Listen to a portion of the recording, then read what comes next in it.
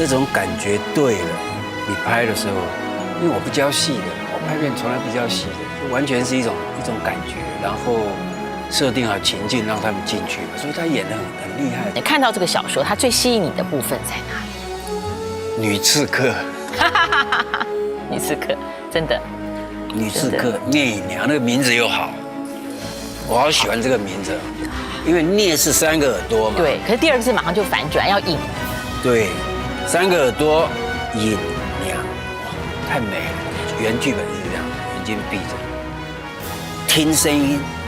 他在这个庭院的这个树上，哗下来就直驱到那个大寮的那个榻前。大家好，我是侯孝贤，今天的看板人物。我今天来上方念华的节目，谈一谈我刚刚拍完的《聂隐娘》里面的细节，跟一些幕后的真相。谢谢。太高兴了，太高兴，邀请到侯孝贤侯导演，谢谢你，谢谢，来，请坐。哇，侯导上次被人家 take 1 take 2是什么时候？谢谢你帮我们录的这个 opening。上一次 take 1 take 2在金马几10周年了。哦，录那个影片是有导演。对，那个也是。那李萍萍比我更紧张，因为我们都是幕后嘛，没有在幕前嘛。会 take 侯导的人应该非常差哦，所以我们制作人跟导演刚刚也难为了，谢谢你们。聂隐娘，刺客聂隐娘啊，在8月底的时候，台湾跟中国大陆的观众朋友，华语市场的观众朋友就可以看到这部片子。对，侯导你自己看，我们先讲武侠片好了。其实很多片子如果放到某一个框架里面，想象就少了。你从小到大看武侠片，自己有哪些印象经验？还是说武侠小说对你来说印象经验比较深？其实很年纪小的时候了。我看武侠小说是小学差不多5、6年级的时候。哦。那在之前呢，其实我住凤山嘛，高雄县凤山有3家戏院，大山、凤山、东南亚。然后我们小的时候，小学很小，就会拉阿伯坐下几排，没票要进去哦。然后他就会带你进去，很多都会带你进去啊。然后带你进去就常常看，就看尾巴，通常。不是，我说这种是正式看的，那有时候会 kill he boy 啊，就是剪细尾会去看。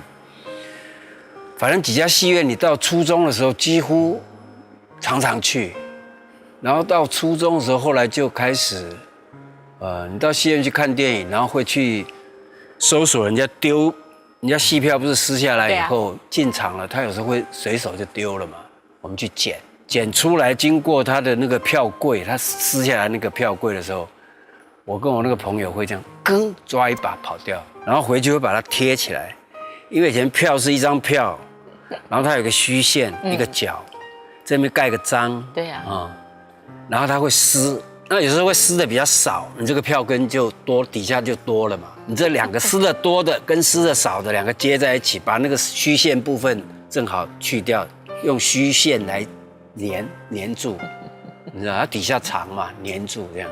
然后上面的章通常都不准的嘛，对不对？对啊。我们那时候很聪明，知道那个撕票每天撕他不会看的啦，他每次一进来票就给你了这样。破镜重圆用在这个地方。然后这样子看的非常多，然后比较大的时候，稍微初中大一点的时候，因为有些戏院在用这种，有时候就会变成是爬墙，它有铁丝网，但是我们会把它撑开或剪断，这样爬了好几次，再大就用钱买来看的。那个武侠片算邵氏比较多吗？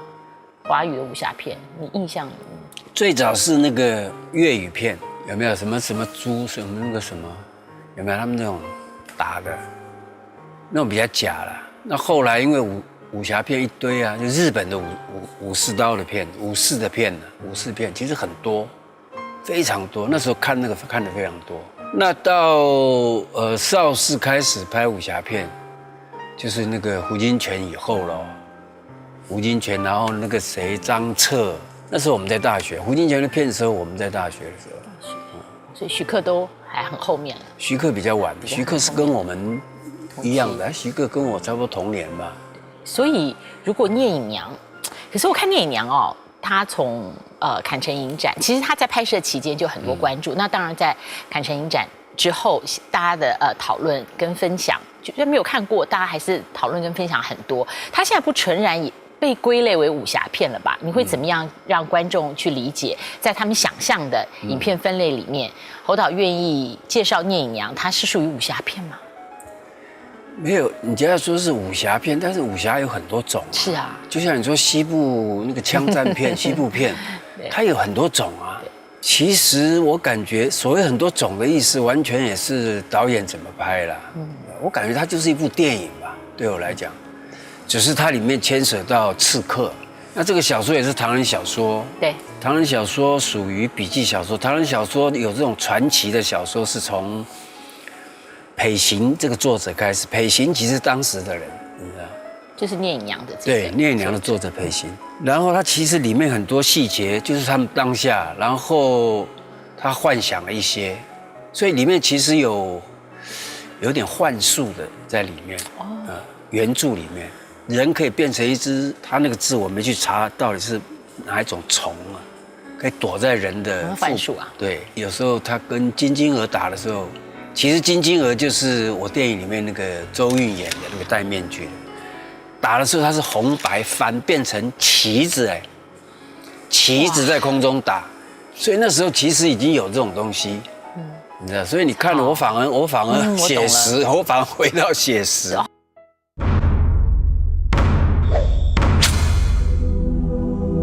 聂隐娘这一剑出鞘，侯孝贤足足磨了7年。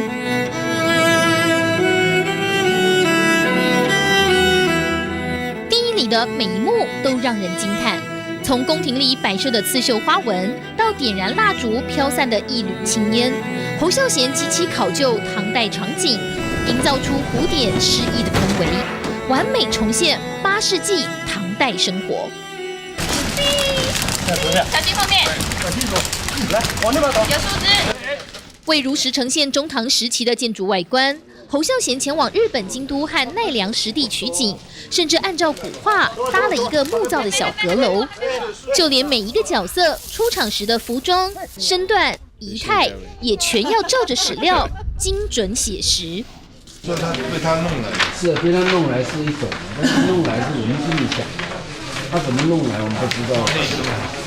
这边有个烛光啊，也可以，不要他那个不，它不是用这种一般的这种这个主要的光源，它有的时候会利用一些个的道具来帮助形成一些个侧面的光，或者是非常微弱的小的这种补助光，而你想要看到的细节，也往往就在那些个角落里的那些个光。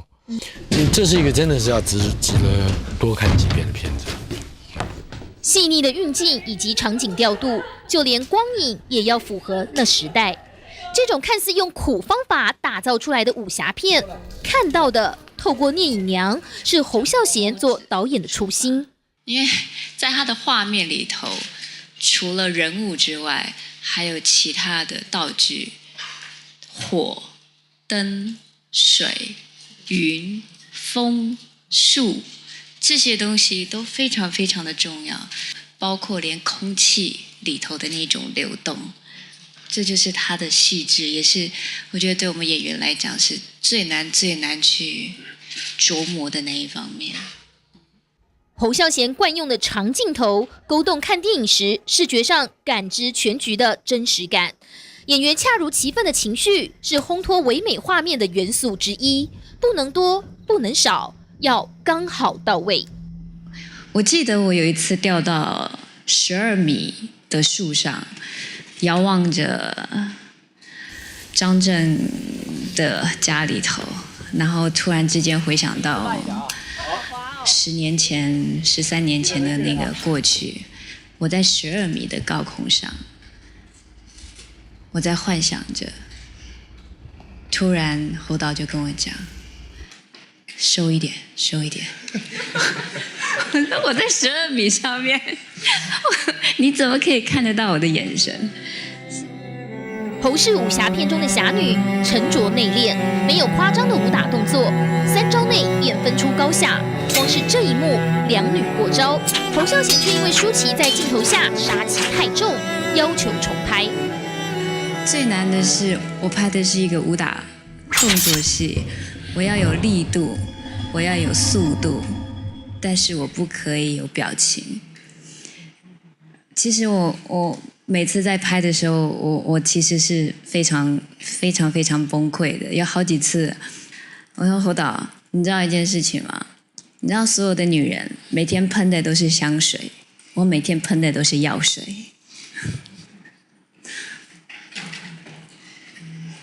受伤很惨的受伤，我每天都盯着他的脸。你那个杀手不能有这样，不行的，每天都盯他。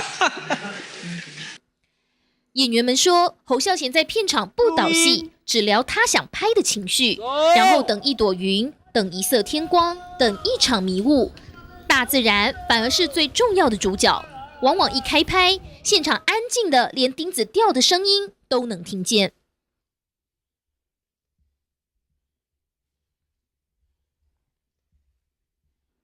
一部戏慢火细熬了7年时间，最终侯孝贤带领着台湾电影的骄傲，再度站上国际影坛，夺下第68届坎城影展最佳导演奖。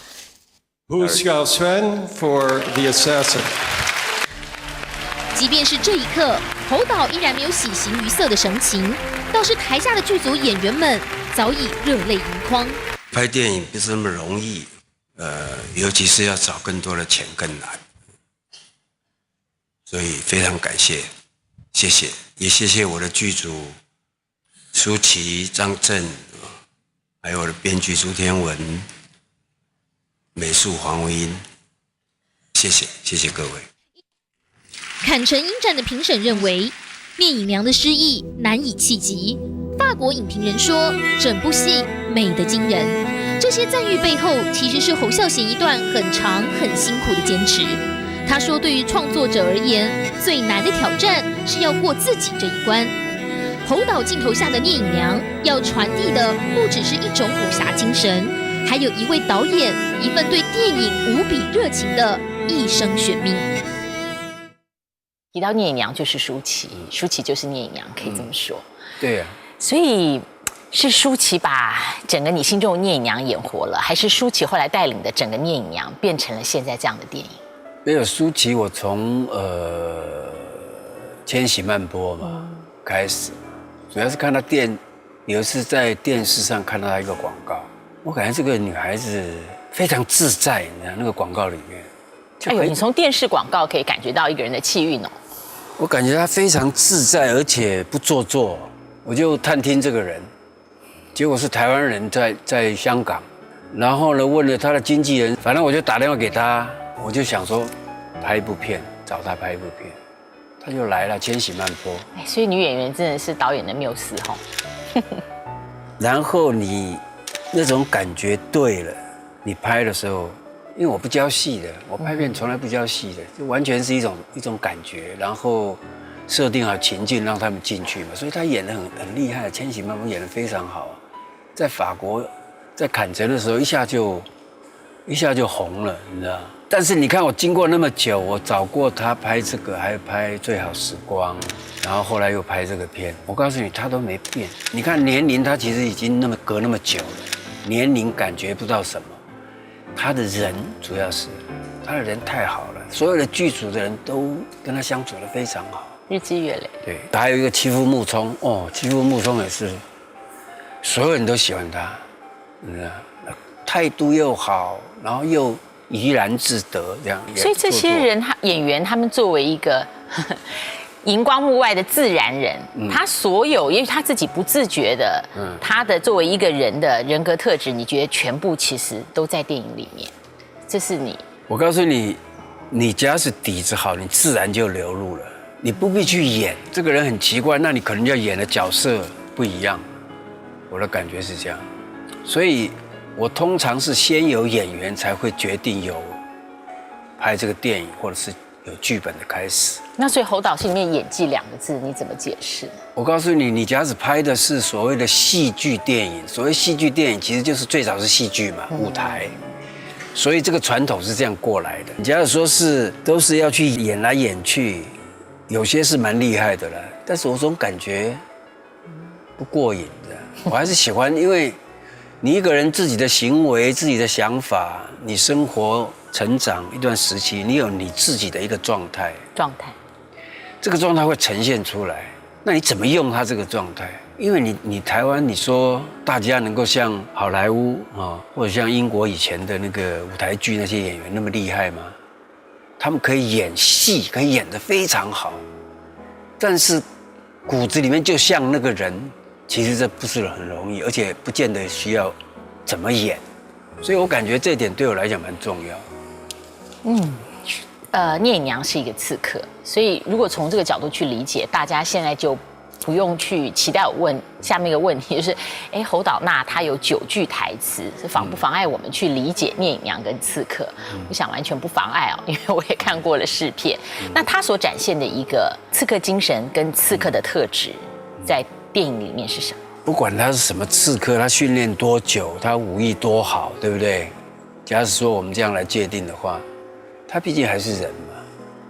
那人他有一个他自己不知道的一个特质，因为很年轻的时候你没办法自己知道自己的，坦白讲，所以他能不能杀人，他其实也不知道。他师父训练他，就是感觉他的质很好，资质很好，就带他走了。原著小说也是这样的，半夜就把他带走，训练很久。第一次杀一个大寮很快就解决了。第2次有个小孩，他那边犹豫半天，回来就跟师父因为有大寮有小儿在，不忍心下手。师父问他为什么那么晚，原著是这样。那所以师父说以后你就先杀其所爱，然后再杀。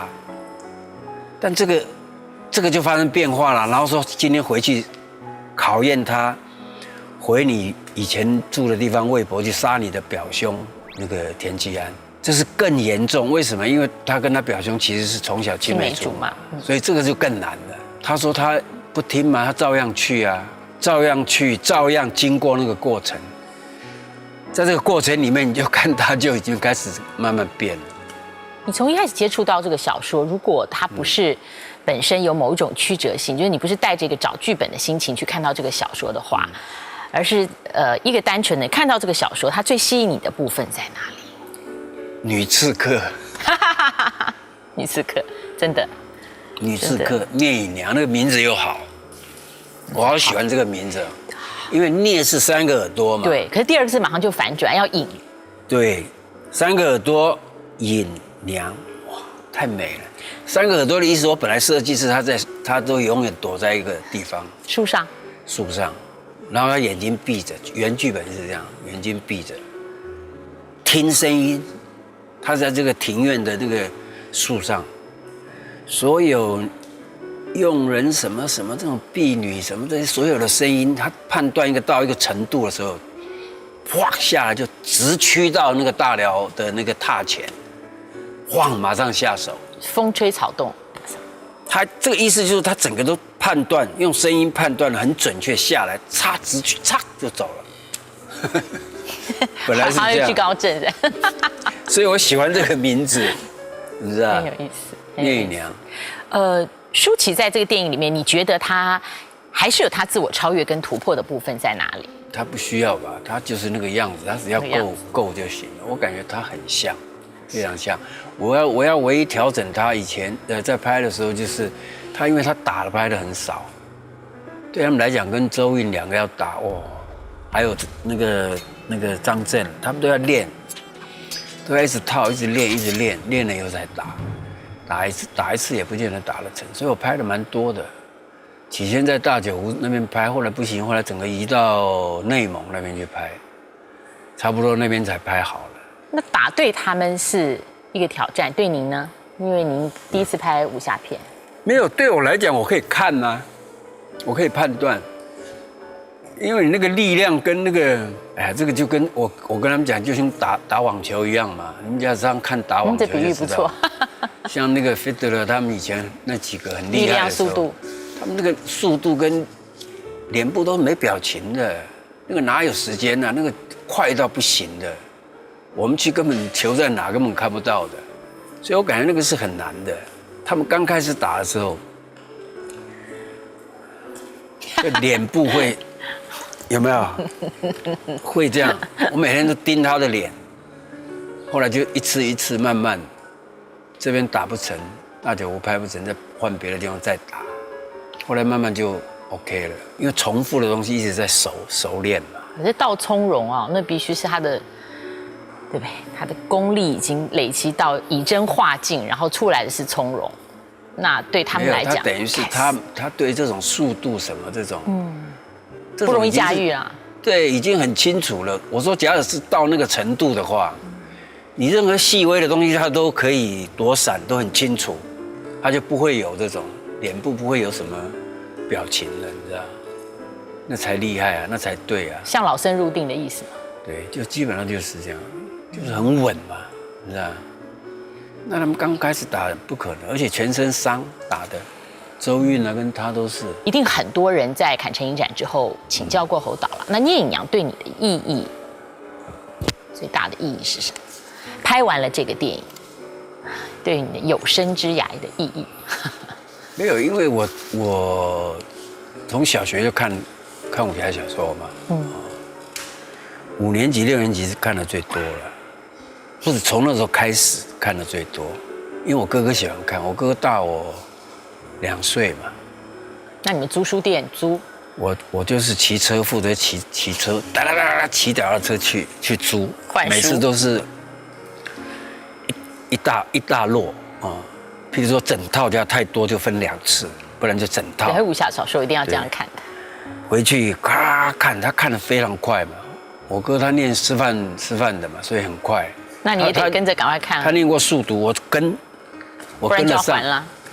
我2个弟弟跟不上，所以他们都放弃了。所以就是一批完，唰又去换这样。看到最后根本看光啦，每天在那边等，新的还没来，有时候会有一集还没连续完的嘛，有时候会等到最后就不耐烦了。我就看旁边有一些费蒙的小说，黑社会的，啪，全部看完了，没得看。文艺的算了，也看吧。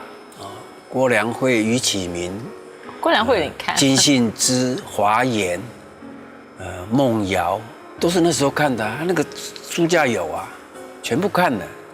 翻译小说也看，咆哮山庄什么之类的翻译小说看了没得看，那时候初中已经念初中了嘛，在省凤，我就去图书馆。我记得那时候的封面都是灰灰的，然后中间是黑的，字是黑底的。鲁滨孙漂流记啊，还有鲁滨孙家庭漂流记、人猿泰山。高中就是这样看的，那看读者文摘啦，什么全部什么都看，喜欢看。这文章，然后看电影，所以我我高中我书是念得不好啦，我根本没毕业。这样看应该没有办法念得好，你的时间跟一般人一样。我是没毕业，留校查又留校察看，因为又打架什么的。哇塞！所以最后是用同等学历嘛考那考不起的啦，对不对？那我就去服兵役去了。服兵役回来很快就北上。因为其实他那时候凤山警察局他们好像要把我抓去管训，因为有案底，因为我去砸过那个什么士官俱乐部什么之类的，反正那时候一群城隍庙一群小鬼嘛，然后去，后来我就赶快闪，就到台北宝桥旁边通用电子公司，在那边有没有装配员？是哦，然后装配员。很快我就升初级技术员，然后一边准备考艺专。那时候艺专是所有志愿的最后1名，你知道分数最低，我填第1志愿嘛，我就填了3个嘛，艺专、世新文化，都跟电影相关这样。只有文化没有了，文化是戏剧系那时候，然后就考上艺专啦，就一边打工一边上课，买了个摩托车赶，我变成小夜班这样。所以只有你一个人在台北嘛，所以你得自己把自己生计照顾好。就是这样子啊，然后过来进入那个学校，你就发现，因为我去图书馆借了一本叫《电影导演的原文》的书，你知道？我就想说，英文我很烂嘛，因为我以前高中上英文课是可以睡觉的哦，我可以睡觉的哦，英文老师说他不吵，他可以睡觉。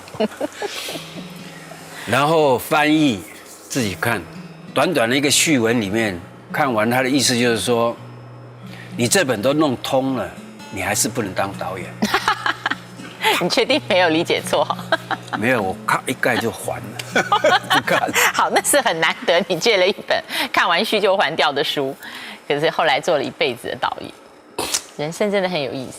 所以你看啊，你的故事从开头讲啊，从你帮你哥哥去借还武侠小说，然后你追着你哥哥速度看，到今天68岁啊，侯导送给我们这么特别的电影《聂隐娘》，你觉得这像是一个人生的圈码？我的电影其实基本上是这个，你不管是拍武侠、拍现代，或者我拍，譬如说《南国再见南国》，有点黑社会啊，基本上都是拍人，你知道？那你拍人呢？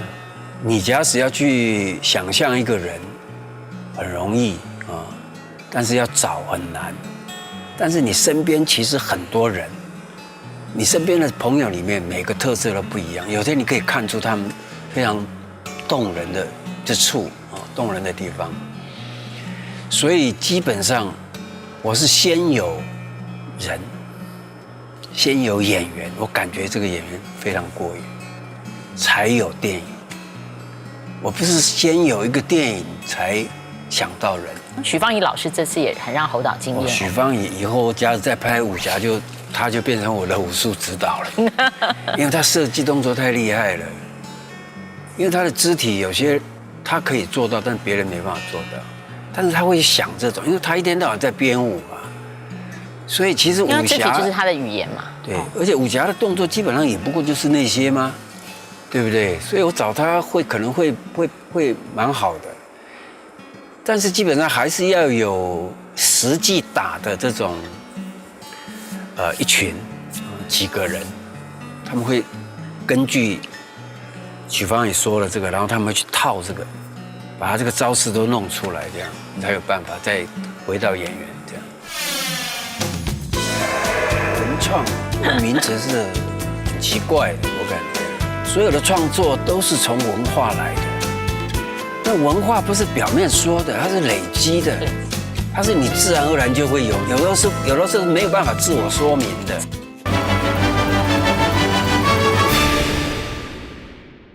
我们请侯导呢，让观众朋友你先理解一下这个电影以多大的真诚帮我们还原了唐代。你现在看到的，侯导帮我们讲一下这一个镜头好不好？那个吊着的锅炉，还有这是个民家农村嘛，对不对？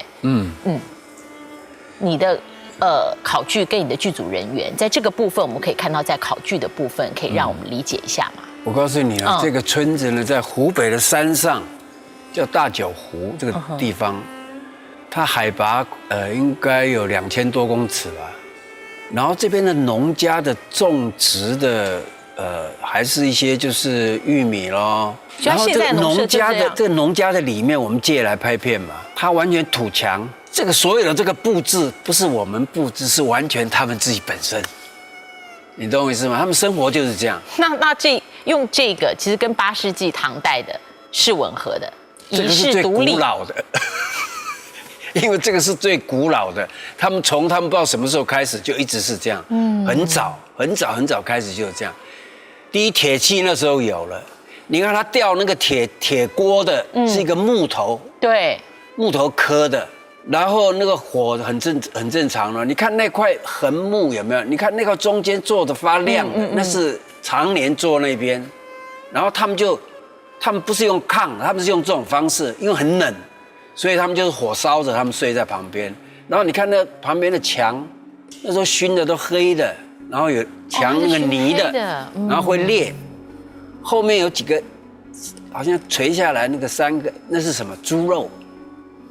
他们猪肉会放在里面让它风干，你知道吗？好，所以这完全不是 set 的布景哦，它是一个生活经验，这是真的，我们真的生活经验，对，我们完全没有违和感，就照这个。好，观众朋友，你现在看到的就是田季安这个正凡节度使，然后他这宫殿在中影搭的，哦，对，我是在外景搭，我等于是在空地搭。哦，是哦，所以那些光线是真实的光线，它才会有这种效果。你要打这种效果，有时候你在棚内打的光就要很耗时间，而且不见得好。我在空地搭，利用它本来的光线，再调节它的，再打灯，调节一些光，这样，这些都是搭的大殿。他们的室内戏很多，所以你这些考据都是要一一的事先处理。因为还好唐朝有些画嘛，很多画有没有可以根据那个。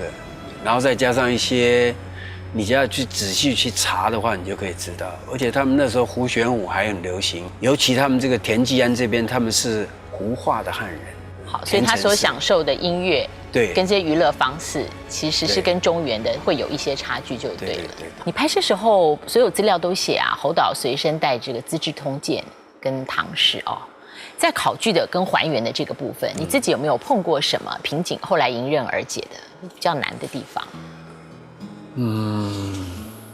因为他拍了44万尺，对不对？对，44万尺底片哦。对，我给观众朋友个对照数字啦，也是在资料里面写的。侯导说44万尺底片的对照数字是什么？就是以前中影拍片的，大概给导演12000尺，这样观众朋友就有概念。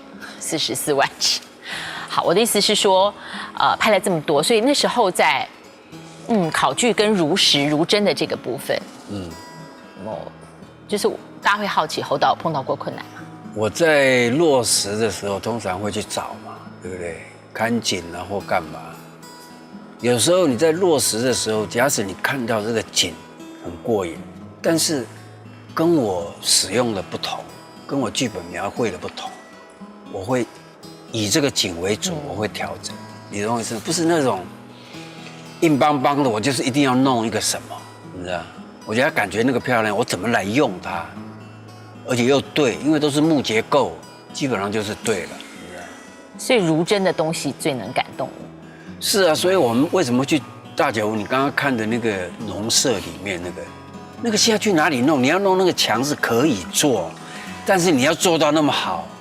他们已经不知道几代人都睡在那边了，所以那个样子，那个不是你做得出来的。像那一个横木，做到那边有点凹了，然后这边油亮的，每天磨有没有？做那边都是做那个凹那边，所以这种东西，你说美术当然它可以用喷火、用烤干嘛弄，但是不像，没有办法到那么真实。所以如真是。反映在你的电影，其实电影里面，如果有人问侯导说，那这个电影里面，不管是《刺客聂隐娘》或者是之前以后的电影，哪一部分是侯导的你呢？其实都是，对不对？都是，因为如真这个态度就是非常非常一贯的。因为你要不这样的话，那到底标准是什么呢？戏剧性吗？戏剧性也是要真啊。人在某种状态，他的行为变成戏剧性的，其实是，他不是很有意思。他不是要戏剧性，而是他。就那样了，你就感觉哇，这好像非常戏剧性，那其实是真实的。呀！山小啊，狂風掃落葉，竹樹花更嬌。我拿杨慧珍，明天就做榜文，贴在各集市要道。每个大导演都有一个武侠梦。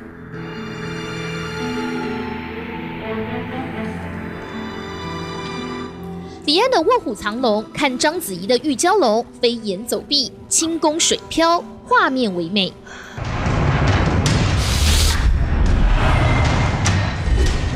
王家卫的一代宗师，拳拳到肉，精湛的武打动作让人目不转睛。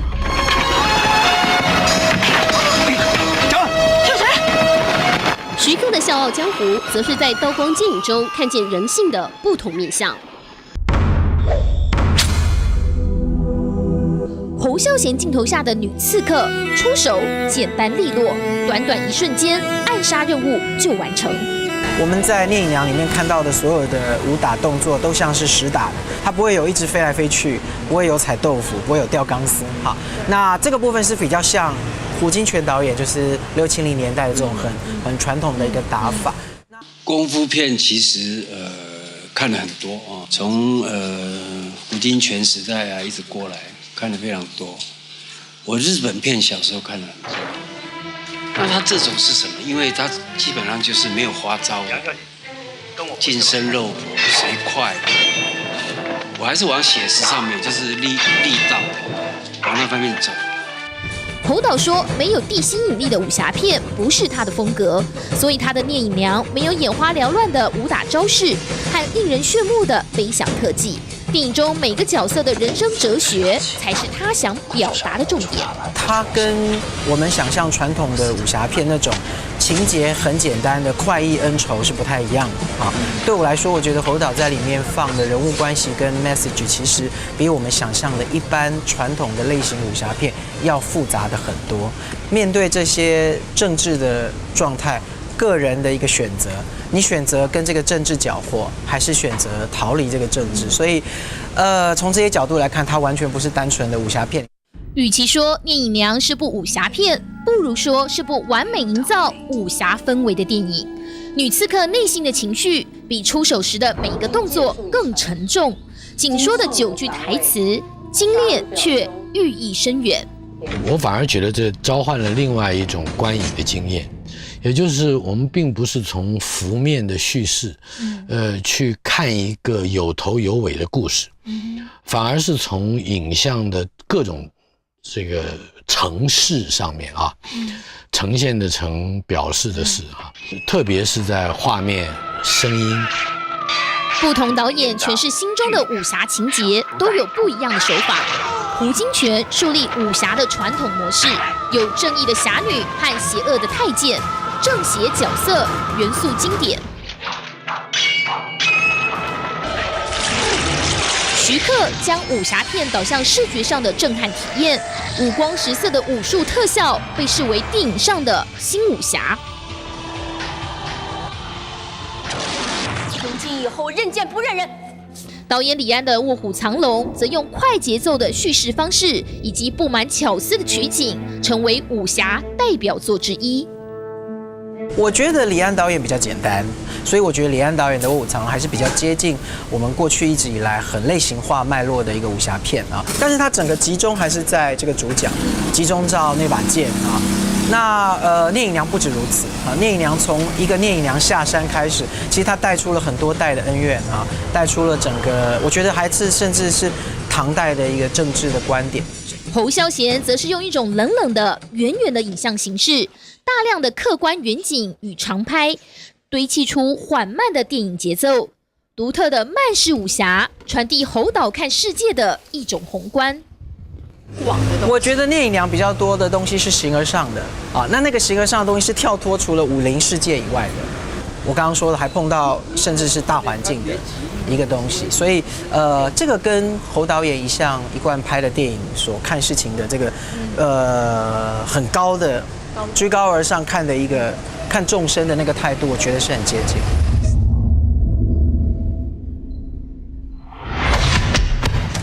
从扎实功夫到科幻场面，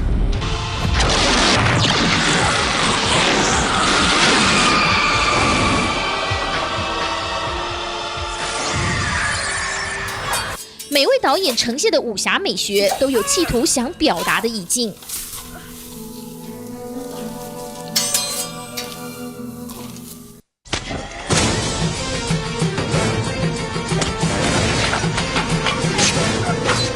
侯孝贤打破过去武侠片既有框架，自己开创出一片新武林，引领华语武侠电影到一个崭新境界。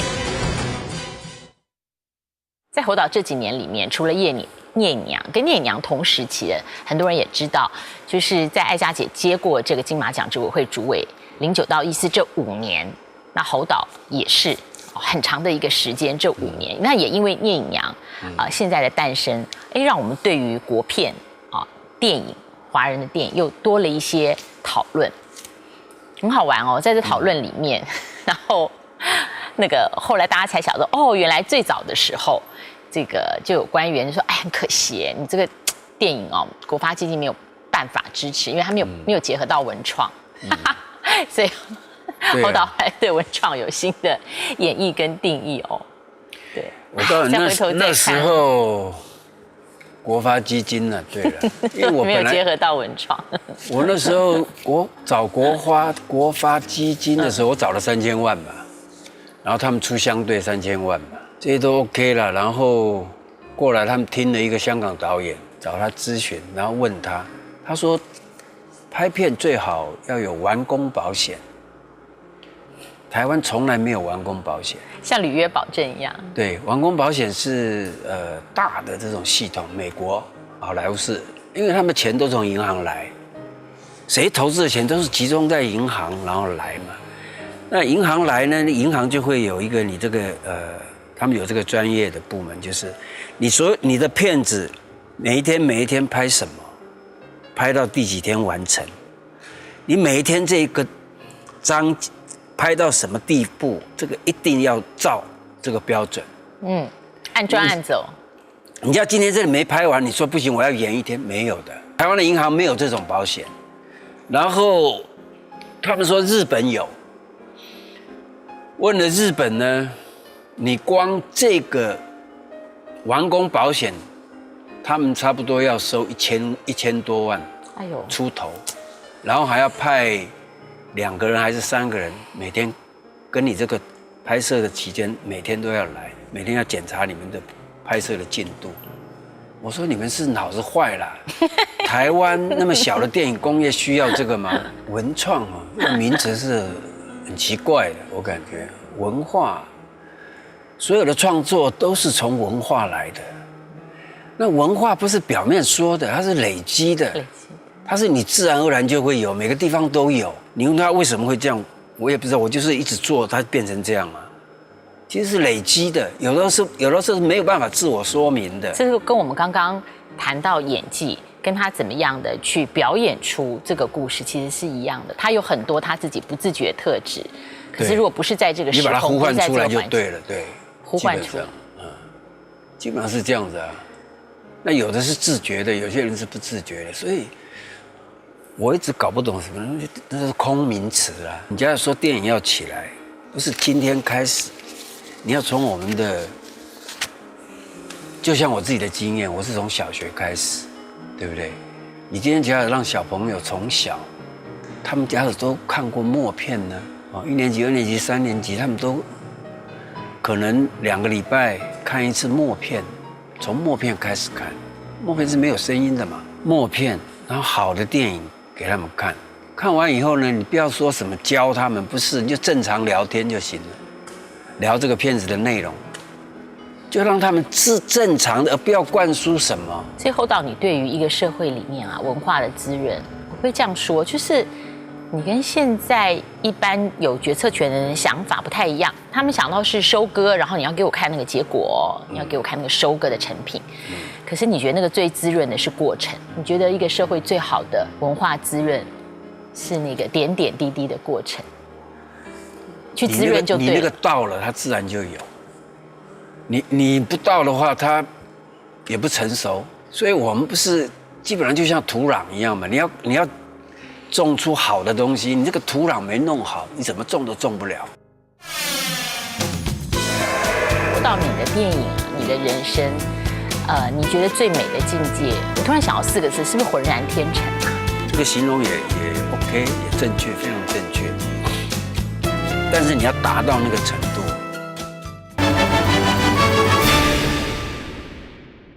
说到你的电影啊，你的人生，你觉得最美的境界？我突然想到4个字，是不是浑然天成啊？你觉得那个是最好的一个和谐？浑然天成是。基本上是这么说了。刚刚脑海里冒出这个。我知道，基本上是这么说。这个形容也 OK， 也正确，非常正确。但是你要达到那个程度，你想想看，那个非常非常不容易。所以就像我们前面讨论的那个，其实就是这一块，你要有那一块，我假使从小不是那么调皮，喜欢看电影，喜欢干嘛，喜欢看小说什么，我今天会有吗？没有。那我们今天的政府，你教育机构里面，你会允许？我常常说好，舒淇也愿意，张震也愿意去小学念小说给他们听呢。我那时候帮他们找了一些小说，比如像那个徐世金的，其实有些小说很有趣的，你可以念，他们可能会有兴趣，或者是放影片给他们看，默片。但是这个在教育体系里面，你家没有的话，没有学校敢做，你就算做了，家长也会质疑，因为他们现在都是这跟升学有什么关系？还有啊，就是我们有一种社会氛围是所有的投资都要验收。对。可是我还是想问侯导，68岁你拍出了《聂隐娘》，每一个导演都一定拍好看的电影，一定好看啊，坎城影展最佳导演。除了好看之外，你现在说故事，你还希望听故事人听到什么？人吧，我其实在拍人，你知道，每个角色其实就是一个人嘛。那这个东西最重要了。那这个人假使在影像、在电影里面没有活过来，不见得他是什么样的人。你一定要活过来，我感觉有意思。但这个是最难的，非常难，因为我们不是靠戏剧性的技巧或什么来做到的，而是他本身本质上，你看就是这样的一个人，非常动人的。我感觉这是很难的。为什么你对人可以有这么准确的理解？没有，这是因为你常年啊那么久，我几岁？你说我68嘛，对不对？我68岁，看人看多了，非常清楚的。而且有时候这种直觉，其实从小朋友就有了。因为我2个外孙女就很准，很小啊，他们看人是很直观的，很准，你知道，他们那个反射马上就会有。因为对外在的世界就像动物一样嘛，你一出生很快，你就要去，马上就是会理解，你知道，有没有危险，有没有怎样？我感觉这个是很天生的。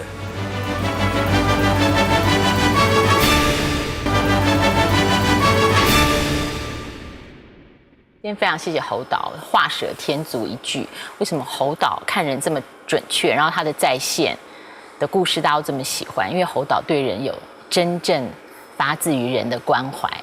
非常谢谢侯导给我们聂隐娘，谢谢你，谢谢这么好的故事，谢谢你让我们台湾有侯导，谢谢，谢谢。